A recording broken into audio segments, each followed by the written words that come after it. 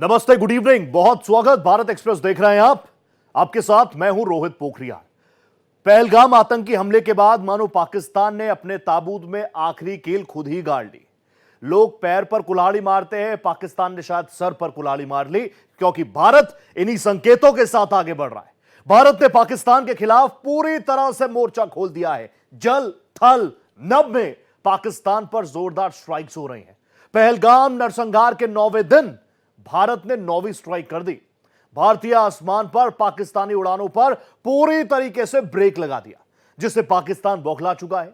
शहबाज शरीफ गहरे सदमे में है, क्योंकि इससे पाकिस्तान की अर्थव्यवस्था चौपट होने का खतरा और बढ़ चुका है। पाकिस्तान दिवालिया होने की कगार पर आ चुका है। पाकिस्तान के हाथों में भीख का कटोरा आ चुका है। भारत की ताबड़तोड़ स्ट्राइक से आतंकी मुल्क की जमीन छिन चुकी है। भारत ने एक बार फिर पाकिस्तान पर जबरदस्त स्ट्राइक की है। भारत ने आसमान में पाकिस्तानी उड़ानों की नो एंट्री हो चुकी है। दरअसल भारत ने पाकिस्तान का एयर स्पेस बंद करते हुए नोटिस टू एयरमैन जारी कर दिया है। भारतीय एयर स्पेस से पाकिस्तानी विमान नहीं उड़ सकेंगे। पाकिस्तानी रजिस्टर्ड, ऑपरेटेड, लीज विमान नहीं उड़ सकेंगे। पाकिस्तानी मिलिट्री एयरक्राफ्ट को उड़ान की इजाजत नहीं। पूर्वी एशिया की ओर जाने के लिए लंबा रूट लेना पड़ेगा। चीन, बांग्लादेश, म्यांमार जाने के लिए लंबा चक्कर लगाना पड़ेगा। इस सूरत हाल में मैं फिर कहूँगा कि एक क्लैश की सूरत हाल बिल्कुल नज़र आ रही है। अल्लाह करे एवर्ट हो जाए। हम कोई जंग मुसल्लत हमारी तरफ से तो कथित तौर पे नहीं होगी, लेकिन हमारे पे अगर मुसल्लत की भारत ने तो उसका फिर पाकिस्तानी रक्षा मंत्री का ये खौफ बहुत जरूरी है, क्योंकि ख्वाजा आसिफ को पाकिस्तान की बर्बादी का भविष्य साफ साफ नजर आ रहा है। एयर स्पेस बंद होने से पाकिस्तान की अर्थव्यवस्था को बड़ा झटका लगेगा। पाकिस्तानी फ्लाइट को लंबे रास्ते से जाना होगा। पाकिस्तानी विमानों के ईंधन की खपत बढ़ेगी। एयरलाइंस कंपनियां टिकट की कीमत बढ़ाएंगी। पाकिस्तानी एयरलाइंस से यात्री दूरी बनाएंगे। अब के बार अगर कुछ एक्शन ले रहे तो घर में घुस के बैठ जाना। घर में घुस के मारते बोले ना, अब घर में घुस के बैठ जाना, खत्म। पहलगाम हमले के बाद भारत की 9 दिन में ये 9वीं स्ट्राइक है। जिस तरह से पाकिस्तान के खिलाफ भारत का आक्रामक रवैया है, उससे तय है कि ये तो सिर्फ ट्रेलर है, पिक्चर अभी बाकी है। तो भारत, आप जानते हैं, एक सशक्त देश है, मैच्योर देश है, जिम्मेदार देश है, और बदले का काउंटडाउन जो कि हर एक भारतीय इंतजार कर रहा है, क्योंकि जो घटनाक्रम घटा पहलगाम में उसको किसी भी तरीके से एक्सेप्ट कर पाना बहुत मुश्किल है। और अब तो भारत कह रहा है, एक एक भारतीय कह रहा है कि this is the high time. और मेरे साथ इस पर बात करने के लिए बहुत ही शानदार शख्सियत जुड़ चुकी है मेरे साथ। इससे पहले भी कई बार जुड़ी। मैंने हमेशा से कहा कि मेरे लिए तो असली मैन इन यूनिफॉर्म ही मेरे असली हीरो हैं। मेरे साथ ब्रिगेडियर विनोद दत्ता साहब जुड़ चुके हैं। रिटायर्ड ब्रिगेडियर है, रक्षा विशेषज्ञ के तौर पर आपने उनके कई एनालिसिस को बहुत ध्यान से सुना होगा। विनोद दत्ता साहब, इट्स बीन 9 डेज और मैं बहुत ईगरली वेट कर रहा था कि कब मैं विनोद दत्ता साहब से बात करूंगा। दत्ता साहब, मैं आपसे जानना चाहूंगा, सरकार डिप्लोमेटिक लेवल्स पर भी लगातार आगे बढ़ रही है। तीनों फोर्सेस पर पूरे देश को 100% नहीं 200% विश्वास है, और लगातार एक के बाद एक हम पाकिस्तान पर स्ट्राइक्स कर रहे हैं। आपको लग रहा है कि हम सही दिशा में आगे बढ़ रहे हैं? हाँ, बिल्कुल।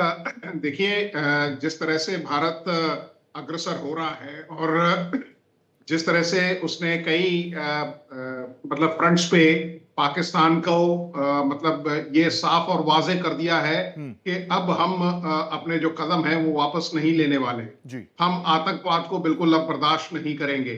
और आप ये देखिए कि जब भी अगर कोई इस तरह की युद्ध होता है या इस तरह के मतलब ऑपरेशंस होते हैं, तो उसमें 2 या 3 चीजें देखी जाती हैं। एक तो होती है अर्ली इंडिकेशंस ऑफ वॉर। जी। अगर आप सन 71 की लड़ाई भी देखें तो करीब मार्च से ये इस तरह का सिलसिला शुरू हो गया था।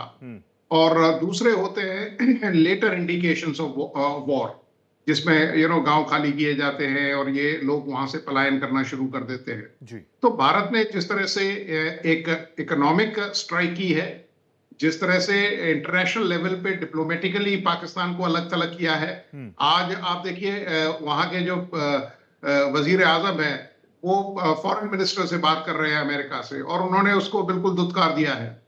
टर्की से वो हाथ मिलाने की कोशिश कर रहे हैं, सऊदी से कुछ मांग रहे हैं, क्योंकि उन्हें मालूम है कि, और आप ये देखिए जो आवाम का वहां जो रिएक्शन है जी। हर इंसान पाकिस्तान में यही कह रहा है कि साहब ये समय नहीं है भारत से पंगा लेने का, ये समय नहीं है भारत से युद्ध करने का, क्योंकि आपकी जो इकोनॉमी है वो इतनी खस्ता हाल में है कि आपके पास बुनियादी सहूलियतें नहीं है। तो आप और देखिए war is a costly hobby, कोई Obviously. मतलब ये छोटा मोटा कोई दिवाली या ईद के पटाखे नहीं है कि साहब आपने छोड़ दिए और आप एंजॉय कर रहे हैं। It is a very costly hobby. बहुत सही आपके बात। पास तेल नहीं है, आपके पास आपका इक्विपमेंट बैटल वर्दी नहीं है। हाँ। भाई कौन देश कितना वो कर देगा? बिल्कुल सच मतलब बात है। आपकी लेकिन मदद दत्ता कर साहब, देगा। क्योंकि आप इन वो चीजों को जमाने बहुत चल- बहुत माइन्यूटली आपने इस पर एनालिसिस किया हुआ है। आपने 71 का जिक्र किया, इससे पहले जब जब हम वॉर में उतरे, तमाम चीजों के आप खुद भी साक्षी रहे हैं, और इसलिए मैं चाहता हूं कि आज मैं कम बोलूं और ब्रिगेडियर दत्ता साहब ज्यादा बोले। ब्रिगेडियर साहब, मैं आपसे यह भी समझना चाहता हूं कि अब तो वक्त भी बदल गया है। अब हम आर्टिफिशियल इंटेलिजेंस की बात करते हैं, अब हम रोबोटिक वॉरफेयर की बात करते हैं। अपनी सेना में भी कई तरह के एक्सपेरिमेंट्स लगातार हम लोग कर ही रहे हैं। अब सीधा किसी के ऊपर चढ़ जाना, वो भी एक रणनीति हो सकती है। और दूसरी रणनीति जिस पर भारत जबरदस्त तरीके से काम कर रहा है, विदेश मंत्रालय, हमारे विदेश मंत्री एस जयशंकर साहब लगातार अलग अलग डिप्लोमेटिक लेवल्स पर अलग अलग देशों को एकत्रित कर रहे हैं। और सीधा सीधा जवाब इस बार भारत ये कह रहा है कि देखिए, अमेरिका जरूर कह दे कि हम आपके साथ हैं, रशिया ऑब्वियसली हमारा बहुत अच्छा एलाई है, तमाम देश कह दे हम आपके साथ हैं, लेकिन इस बार भारत ये स्ट्रॉन्ग इंडिकेशंस ग्लोबल लेवल पर दे रहा है कि भैया चोट मुझे लगी है, मैं डिसाइड करूंगा कि कैसे इस चोट को ठीक करना है, कहां पर सर्जरी करनी है, कहां पर ऑपरेशन करना है। और अगर हम पड़ोसी मुल्क पाकिस्तान की बात करें तो वहां पर आप देखिए मुनीर साहब कहां हैं, किसी को पता ही नहीं है। वहां के टीवी चैनल्स पर यह डिबेट चल रही है कि मुनीर कहां चले गए, मुनीर कहां चले गए, इस्लामाबाद के कौन से बंकर में छुप गए। हाँ बिल्कुल, आपने ठीक कहा कि जिस तरह से पाकिस्तान में सूरत हाल है, जिस तरह से वहां दहशत फैली हुई है, वहां के मतलब जो डिफेंस मिनिस्टर है ख्वाजा साहब, उन्होंने खुद कहा था कि साहब हम युद्ध नहीं चाहते, हम कोई जंग नहीं चाहते, हम मसले से इसको हल करना चाहते हैं। तो ये इस तरह के स्टेटमेंट बताते हैं कि बिकॉज पाकिस्तान ने कभी ये तवक्को नहीं की थी कि इंडिया इतनी बुरी तरह से रिटेलिएट करेगा। और आप ये देखिए जिस तरह से भारत ने अभी आप ये देखिए, अगर धीरे धीरे ये पानी बंद हो जाता है तो वहां आप सूबा सिंध, सूबा पाकिस्तान, सूबा पंजाब, वहां बिल्कुल सूखा पड़ जाएगा। ठीक है। वहां वैसे ही 600 रुपए किलो आटा मिल रहा है आपके, 400 रुपए किलो दालें मिल रही है वहां। तो आप अगर इस तरह के इकोनॉमिक सैंक्शंस लगाएंगे आप, तो पाकिस्तान कहीं का नहीं रहेगा। और जिन देशों के ऊपर वो हुंकार भर रहा है, देखिए चीन का उद्देश्य है कि वो एक सुपर पावर बनना चाहता है 2050 तक, और वो ये कतई नहीं चाहेगा कि साहब वो किसी ऐसी चीज में डायरेक्टली इन्वॉल्व हो। इनडायरेक्टली सामरिक तौर पे वो पाकिस्तान की मदद कर सकता है।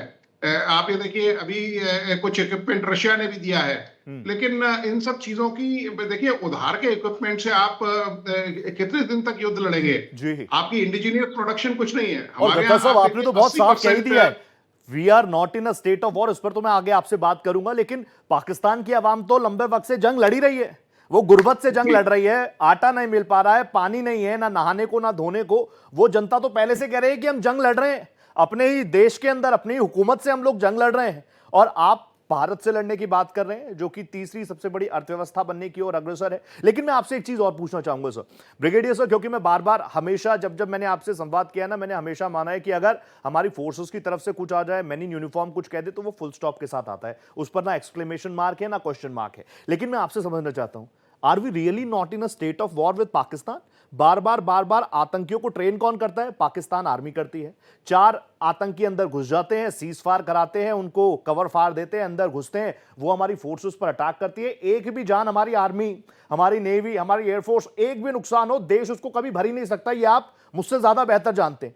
लेकिन उसके बाद हम उन 4 आतंकियों को रिटेलिएट करके, उनको वहीं पर खत्म करके फिर हम भूल जाते हैं। मैंने कई एक्सपर्ट से इस दौरान बात की, उन्होंने कहा कि देखिए हमने एयर स्ट्राइक की बालाकोट पर, ठीक है, लेकिन उसके बाद हम चुप हो गए। हम हमेशा डिफेंसिव मोड पर क्यों रहते हैं? मैं आपसे समझना चाहूंगा सर, प्लीज मुझे बताइए आप। रोहित, बड़ा अच्छा सवाल है। मेरी भी शिकायत जो हमारे लीडरशिप है उससे यही है जी कि हम रिएक्टिव मोड में क्यों चले जाते हैं? Why we are not proactive? हम एक मस्कुलर नेशनलिज्म का इजहार क्यों नहीं करते हैं? आप ये देखिए, ये जो आपने 7-8 घर आतंकवादियों के ढाए हैं, जी। ये इससे पहले क्यों नहीं किया गया? इससे पहले ही क्यों नहीं उनको ये जो सपोले हैं उनका फन हमने तोड़ दिया गया? बिल्कुल। दूसरी चीज आप ये देखिए कि अगर पाकिस्तान इस तरह की चीजें कर रहा है तो हमें हमने 30-35 डोजियर दिए हैं, हमें क्या जरूरत है?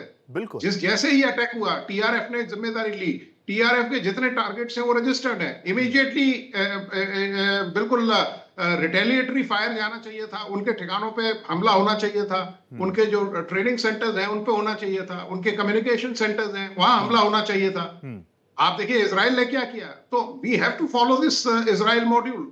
बिल्कुल सच बात। ये किसी को न तो आप डोजियर देने की जरूरत है और ना ही हमें कोई वो करना है। आप ये देखिए जिस तरह से पाकिस्तान की हालत है, बलूचिस्तान देखिए आप, मतलब वहां 1500 लड़ाकों ने पाकिस्तान की सेना के नाक में दम कर रखा है। आप खैबर पख्तूनवा देखिए, वहां टीटीपी ने इनकी हालत खराब कर रखी है। तो भारत के पास तो सब कुछ है, हमारे पास सारा फ्रेमवर्क है, हमारे पास रिसोर्सेज है, हमारे पास रीच है, लेकिन हमें देखिए अग्रेसिव अप्रोच पर अब हमें आना पड़ेगा। और ब्रिगेडियर सर, क्योंकि मैं तो आपके सामने बहुत बच्चा हूं, मैं तो सच बता रहा हूं, आप अभी भी कुछ बोल रहे हैं तो मैं एक स्टूडेंट की तरह सिर्फ आपको सुनना चाहता हूं। मैं कोई एंकर या पत्रकार, ठीक है, आई मे साउंड इमोशनल कई चीजों पर, क्योंकि वो हमारी भारतीयता में हमें मिला है। अगर हमारी फोर्सेस के ऊपर कोई पत्थर भी उठा लेता है, आई फील इमोशनल। मैं उनको शायद पर्सनली नहीं जानता, लेकिन प्रत्यक्ष अप्रत्यक्ष तौर पर मुझे लगता है कि ये शख्स मेरे लिए तो खड़ा है, मेरे परिवार के लिए तो खड़ा है, तो मैं उससे इमोशनली बॉन्ड क्यों ना बनाऊं। मैं आपसे एक चीज और पूछना चाहता हूं। मैं तो बार बार ये कह रहा हूं कि पाकिस्तानी आर्मी इस चीज को प्रूव करने के लिए भारत को खुद को समझने में कितना वक्त लग गया कि पाकिस्तानी आर्मी ही तो इन आतंकियों को बचा रही है। हम उनके 4 से 5,000 सैनिक इस्तीफा दे चुके हैं, वो क्यों लड़ेंगे जब एक देश की आर्मी आतंकियों को उनके हाइड आउट से निकालकर अपनी सेफ कस्टडी में ले रही है। मेरे हिसाब से, क्योंकि मैं एक भारतीय हूं, एक इंडियन हूं, प्राउड इंडियन हूं, मेरे को तो ये लगता है कि आर्मी खड़ी है तो मैं सेफ हूं। वहां तो उल्टा है, आर्मी खड़ी है तो आतंकी सेफ है, आवाम जो है वो खतरे में।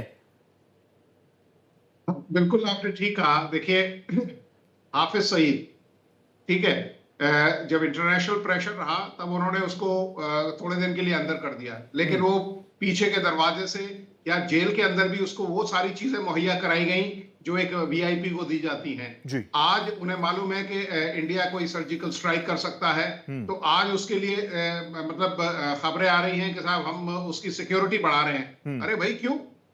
जब आप बिल्कुल समर्थन कर रहे हैं openly, then be ready for the consequences. हाँ, क्योंकि उनके रक्षा मंत्री टीवी पर आकर बेशर्मी से बोलते हैं कि 30 साल तक हमने आतंकियों को पाला, मिलिटेंसी को पाला, यूएस का जिक्र कर रहे हैं और सारी खुद को एक्सपोज कर रहा है पाकिस्तान, खुद को एक्सपोज कर रहा है पाकिस्तान। ऐसे मुल्क का सर इलाज क्या? मैं आज सिर्फ आपसे ही बात करना चाहता हूं, इलाज अब क्या? क्योंकि अब इससे ज्यादा तो मुझे नहीं लगता कि हिंदुस्तान को सहना चाहिए, और अगर हम सहते हैं तो फिर बार बार फिर हमें इसी मोड में रहना चाहिए कि आएंगे, इन्फिल्ट्रेशन करेंगे, हमारी फोर्सेस को, हमारे सिविलियंस को मारेंगे। 4 दिन मैं गुस्से में बात कर लूंगा, ब्रिगेडियर दत्ता के साथ अपनी कुछ बातें, अपनी इमोशनल बातें शेयर कर लूंगा, फिर तो मुझे इसकी आदत हो जानी चाहिए। बिल्कुल, देखिए इसका इलाज यही है कि इन प्यादों को मारने से काम नहीं चलेगा। इनकी जो दहशतगर्दी की लीडरशिप है, हाँ, उसको मारना पड़ेगा। वो यहाँ आईएसआई जो इसमें लिप्त है, आप ये देखिए आईएसआई के सरबराह को कल उन्होंने नेशनल सिक्योरिटी एडवाइजर नियुक्त कर दिया। बताइए, तो ये सब चीजें देखते हुए जो लोग इसमें लिप्त हैं, जिन यूनिटों में वो प्रशिक्षण ले रहे हैं, वहां उनको हमें अटैक करना चाहिए, क्योंकि भारत का एम टेररिज्म के खिलाफ है। भारत किसी मिलिट्री टारगेट पे वो नहीं करना चाहता, लेकिन मिलिट्री आप बताइए वो वहां उनका खैर मकदम कर रही है। जनरल परवेज का वो वीडियो है जिसमें कहता है कि साहब वो हमारे जाबाज हैं, हम उन्हें नाराज नहीं कर सकते, हम उन्हें ट्रेन कर रहे हैं, वो जिहादी हैं, और इंटरनेशनल लेवल पे इसका कोई मजम्मत नहीं होती है। तो जब इस तरह के वो हो जाए, अब आप देखिए सन 71 में क्या हुआ, श्रीमती इंदिरा गांधी चारों तरफ गई। जब शरणार्थी भारत में आने लगे तो भारत के पास खुद खाने को नहीं था, तो भारत ने, उन्होंने क्या कहा, उन्होंने हर जगह गुहार लगाई, लेकिन बाद में उन्होंने जनरल मानेकशॉ को बुलाया और उन्होंने कहा कि Sam, we have to find a solution to this and I want a war with Pakistan. So he said, he used to, उनको बोलते थे कि madam prime minister, do you mean, what does war mean? If the forces has to cross. लेकिन उन्होंने पूरा समय लिया और उन्होंने एक chief of the army staff general साहब की बात मानी, और उन्होंने ये कहा था कि अभी इमोशनल होने की जरूरत नहीं है, क्योंकि हाँ। अभी हम अटैक नहीं कर सकते। हमें अपनी वी जो हैव टू बी troops हैं, प्रैक्टिकल। उनको इमोशनल सही मैं हो जाऊंगा, कोई काबू में दिक्कत नहीं है। मैं इमोशनल होकर दत्ता साहब से बात कर लूंगा, कोई दिक्कत नहीं है। लेकिन हमारी फोर्सेस चूज करेंगे कब टारगेट को नेस्ता नाबूद करना है, उसमें इमोशंस नहीं, उसमें तो प्रैक्टिकल और लॉजिकल चीज ही चल सकती है। रईस, मैं आपसे जानना चाहूंगा, कल भी हमने डिस्कस किया था, कल भी पहलगाम में बैसन घाटी पर एनआईए की टीम मौजूद रही, घंटों तक इलाके की मैपिंग की गई। आज का दिन अब तक कैसा रहा? जी हाँ, बिल्कुल। जिस तरह से हम देख पा रहे हैं कि एलओसी पे पूरी तरह से तनावपूर्ण स्थिति जो है वो बनी हुई, लगातार पाकिस्तान की ओर से जो है वो उल्लंघन हो रहा है, वो जो है पूरी कार्रवाई करें ताकि वो दुनिया को दिखा सके कि यहाँ से भी इस तरह का उल्लंघन हो रहा है, इसलिए वो वहाँ से जो है वो फायरिंग करते हैं। तो दूसरी तरफ से हम लगातार देख रहे हैं कि पहलगाम आतंकी हमले के बाद यहाँ पूरे देश में आक्रोश देखने को मिल रहा है। काफी पूरे देश में कश्मीर के जो लोग हैं, पहली बार वो एकजुट होकर किसी आतंकी हमले की इस तरह से मजम्मत कर रहे हैं। तो साफ दर्शा रहा है कि इस बार जो है भारत सरकार एक कड़ा संदेश देने के मूड में है। यही वजह है कि लगातार हम देख रहे हैं कि पहलगाम में एनआईए जो है वो मामले इस हमले की जांच कर रही है। आज भी डीजीपी के तरफ और इस तरह के ऑब्वियसली एक एक करके अपनी इन्वेस्टिगेशन को एनआईए की टीम आगे बढ़ा रही है। कुछ ग्राफिक्स भी आपके सामने मैंने रख दिए हैं। आप जानते हैं भारत ने अपने एयर स्पेस को पाकिस्तान के लिए पूरी तरीके से बंद कर दिया है। ये एक तरीके से इकोनॉमिक स्ट्राइक है, उनकी अर्थव्यवस्था पर ये बड़ी स्ट्राइक है। वैसे ही आप देखिए तो मजाक सा हो जाएगा अगर मैं बार बार कहूं ना कि पाकिस्तान की इकोनॉमी पर हमने स्ट्राइक की है, ये तो मजाक हो जाएगा। उनकी स्ट्राइक तो वैसे ही गर्त में है, बद से बदतर अवस्था में है। वहां पर सिर्फ और सिर्फ ठाठ में अगर कोई है तो वो है उनकी सेना के टॉप लीडर्स जो ऊंचे ऊंचे पदों पर बैठे हैं। दूसरी तरफ वो अधिकारी, वो सरकार जिसको सेना नहीं चुनी हुई है, उसके टॉप लेवल के अधिकारी बिल्कुल ठाठ में है। बाकी पूरा पाकिस्तान वो अपनी तस्वीर और तकदीर पर ना रोज रो रहा है, रोज आंसू निकल रहे हैं, खून के आंसू निकल रहे हैं। और इसी मामले पर लगातार मैं बात कर रहा हूं। मेरे साथ ब्रिगेडियर विनोद दत्ता साहब जुड़े हुए हैं। अब ब्रिगेडियर साहब, मैं आपसे एक चीज़ और समझना चाहूँगा, क्योंकि अब मैं समझ रहा हूं कि मैं आखिरी फेज़ में पहुंच चुका हूं इस बुलेटिन के। और जैसा मैंने आपको बताया, मैं तो 9 दिनों से इंतजार कर रहा था कि वेयर इज ब्रिगेडियर दत्ता। आज आप मुझे मिल गए। दत्ता साहब, मैं अब आपसे समझना चाहूँगा, मैंने अभी कहा, मैं इस बात को मानूँ क्या, we are not in a state of war with Pakistan? क्योंकि बार बार रह रहकर जब हम समझते हैं कि चीजें ठीक हैं, उसी वक्त एक हमला हो जाता है। कभी सिविलियंस की जान खतरे में चली जाती है, कभी हमारे फोर्सेस के ऊपर अटैक हो जाता है। और मैं तो कह रहा हूं, एक मैन इन यूनिफॉर्म को बनाने में कितने साल लगते हैं, उस जज्बे को पैदा होने में कितने साल लगते हैं। और 2 आतंकी आते हैं जो सोच के ही आए हैं कि मुझे मरना है, और फिर अपने सैनिक के बदले हम उन 2 आतंकियों को मार दें जो सोच कर आए हैं कि मुझे मरना है, और हम अपनी पीठ थपथपा लें। इस बार ये तो नहीं चलेगा। बिल्कुल ठीक कहा आपने। देखिए, हर तीसरे दिन हम एक जामाज सिपाही खो देते हैं, चाहे वो ऑफिसर के रूप में हो, चाहे वो जूनियर कमीशन ऑफिसर के रूप में हो, या सिपाही के रूप में हो, सैनिक के रूप में हो। तो ये बहुत बड़ा लॉस है। और आपने बिल्कुल रोहित ठीक कहा, क्योंकि एक सैनिक को परिपक्व बनाने में बहुत समय लगता है। उसका जो रेजिमेंटेशन या जो उसकी पलटन है, उसके साथ उसका अटैचमेंट बहुत समय लगता है, और उसको खोना बहुत ही दुखदाई होता है। लेकिन आप बिल्कुल ठीक कह रहे हैं कि 36 साल हो गए हमें इसको। अगर आप पंजाब की जो दहशतगर्दी थी, या जो उन्होंने इंसर्जेंसी वहां शुरू की थी, उसकी नींव 1958 में रखी थी जनरल अयूब खान ने। तो आप देखिए कितना लंबा ये लोग सोच रहे हैं। और भारत ये है कि भाई देखिए, 1990 में शुरू हुआ, मैंने 3 टेन्योर वादी कश्मीर में किए गए हैं। और हमारी जो सरकारें हैं, यासीन मलिक जो उसमें इन्वॉल्व था बंदा, उसको हमारी सरकारें मिल रही हैं, उनसे हाथ मिला रही हैं, उसको एक वीआईपी का दर्जा दिया जा रहा है। तो इन सब चीजों को ध्यान में रखते हुए, जब तक हम स्ट्राइक हार्ड नहीं करेंगे, जब तक हम ये इजराइल वाला मॉड्यूल फॉलो नहीं करेंगे, ये टिट फॉर टैट, और तभी इस चीज का होगा। Because otherwise there is no question. आजकल देखिए, आपने टेक्नोलॉजी का जिक्र किया था, बड़ा अच्छा पॉइंट था। जो टेक्निकल बैटल एरिया है वो बिल्कुल चेंज हो चुका है। आज हमारे पास इस तरह की मतलब रिसोर्सेज हैं, इस तरह के रीच हैं कि एलओसी क्रॉस करनी नहीं, आप बिल्कुल प्रिसीशन मतलब स्ट्राइक कर सकते हैं। आपको मालूम है कि एक कार में अगर हाफिज सईद जा रहा है और आपको उसका खात्मा करना है, तो आप बिल्कुल पीछे की सीट के 2 आदमियों को खत्म कर सकते हैं। इस तरह का प्रिसीशन एमिनेशन अवेलेबल है, इस तरह के इक्विपमेंट अवेलेबल है। तो भारत को चाहिए कि अपनी जो इंटेलिजेंस है उसको स्ट्रॉन्ग करे। और जब तक ये लीडरशिप पे नहीं होगा, आप ये देखिए, चाहे वो पाकिस्तान आर्मी हो, चाहे वो आईएसआई हो, या इस तरह की जो ये तंजीम की जो लीडरशिप है, क्योंकि देखिए ये जो काडर रिक्रूटमेंट है ये तो चलता रहेगा, क्योंकि इनको प्यादों को टच करने से कुछ नहीं होगा। जब तक इनकी लीडरशिप को बिल्कुल फना नहीं किया जाएगा, तब तक मुझे नहीं लगता भारत सक्सीड हो पाएगा अपने एम में। मैं मेरे पास एक आखिरी मिनट है, वो भी मैं आपको देता हूं दत्ता साहब। मैं आपसे समझना चाहूंगा यहां से सरकारों की तरफ से क्या कुछ इच्छा शक्ति होनी चाहिए, और हमारी फोर्सेस के लिए सरकार कहां तक आगे बढ़ी है। बहुत सारी चीजें बदलाव हुई हैं, वो आपने महसूस किया होगा, सर सेना को फ्री हैंड दे देना, बहुत सारी चीजें हैं, बहुत सारी इच्छा शक्ति नजर भी आती है, लेकिन अब यहां से बहुत आगे बढ़ने की जरूरत है। तो यहां से आप सरकार की इच्छा शक्ति को और कितना मजबूत होते हुए देखना चाहते हैं, साथ ही हमारी तीनों ही जल थल नभ सेना के लिए और कौन कौन सी चीजें हमें जल्द से जल्द उपलब्ध करवानी चाहिए, आपके हिसाब से उनको और स्ट्रॉन्ग कैसे करना चाहिए, प्लीज आप एक मिनट में मुझे कंक्लूड करके बताइए। हमारे जो वॉइड्स हैं इक्विपमेंट के, जो हमारा इक्विपमेंट की कमी है, जैसे एयरफोर्स में हमें 42 स्क्वाड्रन चाहिए, हमारे पास करीब 32-33 स्क्वाड्रन है। तो जो हमारा जो प्रोडक्शन है इंडिजिनियस, उसको बढ़ाना है। दूसरा, जो हमने करार साइन किए हुए हैं वो इक्विपमेंट जल्दी आना चाहिए।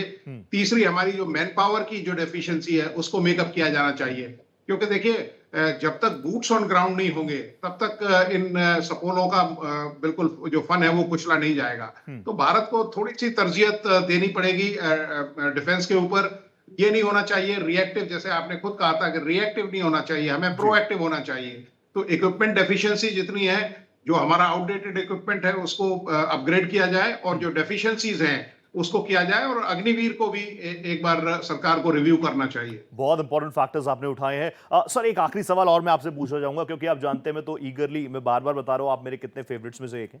मुझे प्लीज आप ये बताइएगा, ये सीमा पर तो चलिए हमारी सेना चीजों को टैकल ऑन कर लेगी, बॉर्डर्स पर, इंटरनेशनल बॉर्डर्स पर, एलओसी पर हमारी फोर्सेस सक्षम है, लेकिन जो ये बड़ा चैलेंज दूसरा आता है, क्योंकि आपने खुद यूनिफॉर्म में रहकर, और मैं तो बोलता हूँ once in a uniform always in a uniform, तो आपने भी ग्राउंड पर सर्विसेज दी हैं। ये overground workers, underground workers, sleeper cell, आजकल ये शब्द बहुत ज्यादा सर्कुलेट हो रहे हैं मीडिया में, सोशल मीडिया में।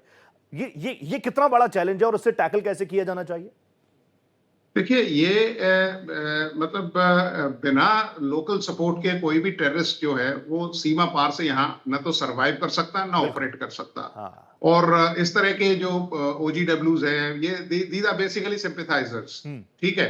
तो अब इनमें भी दो कैटेगरी है। एक तो कईयों को लालच देके मतलब अपनी तरफ किया जाता है, किसी को बंदूक दिखा के जी। तो इन सब चीजों पे हमारी जो लोकल पुलिस है उसका अब जैसे ये बैसरन का जो कांड हुआ है, इसमें लोकल पुलिस का भी फेलियर है, क्योंकि इतने टूरिस्ट अगर आ रहे हैं, आप ये देखिए किसी भी चौराहे पे खड़े रखिए, एक पुलिस वाला बैठा है, वो अपना व्हाट्सएप करे जाता है, ही इज नॉट इंटरेस्टेड कौन आया कौन गया, वो अपना एक कूल सी जगह सेलेक्ट कर लेता है, and he is busy with his WhatsApp.